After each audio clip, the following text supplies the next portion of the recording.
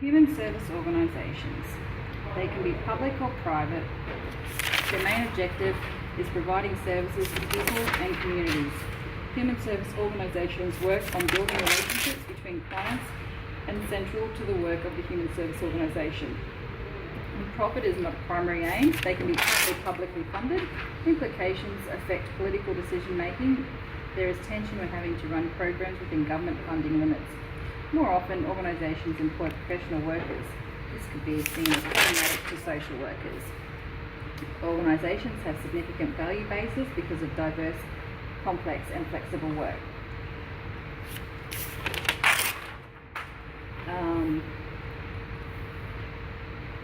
Human service organisation is acknowledging that while we think of human service organisations as those that focus on work with people, there is a blurring of this role with businesses. How to think about what distinguishes a human service organisation which can be put in terms of purpose, technology or spice. Organisational structures. How an organisation is structured affects its workers and its clients. Values and beliefs about roles and responsibilities, how decisions are made and the standards to be maintained.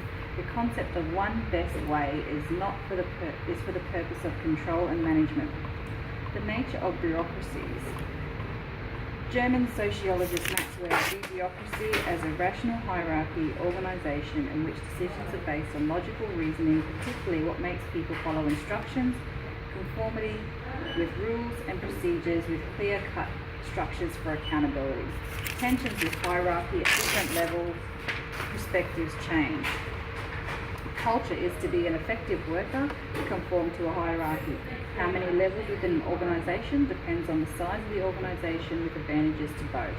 Each level has a specific responsibility and decision-making abilities, recruitment on basis of ability and knowledge and qualifications. Emphasis on precision, reliability and consistency. What does bureaucracy mean for working in human service organisations? Limitations with routine tasks, tension with bureaucratic structures where they focus on fairly narrow functions like a band-aid approach that does little to improve flexibility with the rapidly changing world. Creates a fragmentation of tasks in complex world of clients and issues.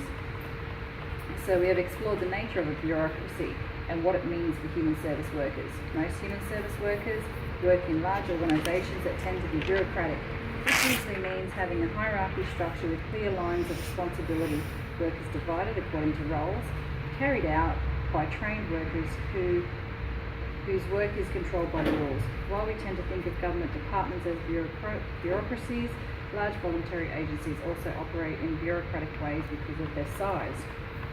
In terms of human service organisation, teamwork is a positive in human service organisations. Team leader provides supervision and organisational management. There can be room for flexibility with the idea that you can combine a hierarchy of processes with shared decision making within the team, reaching a consensus which creates a positive culture that is supportive and encourages an effective team environment because everyone feels valued. Other organisational structures.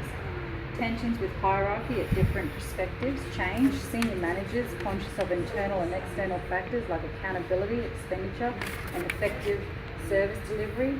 Where does the power lie? Depending on where the energy is in the organisation, this can alter the structure and culture of an organisation. This can be the difference between flat and tall structures. The non-hierarchical structure approaches, they are the opposite to bureaucracy structure. They can be a feminist approach and focus on awareness of how dominant social structures define gender in ways that are oppressive and restricting. Key is to empower rather than be competitive. Their aim is to generate a broader social change at a deeper level.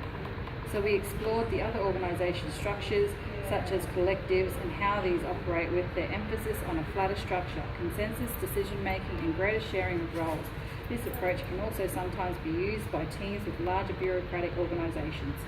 Thank you very much. The end.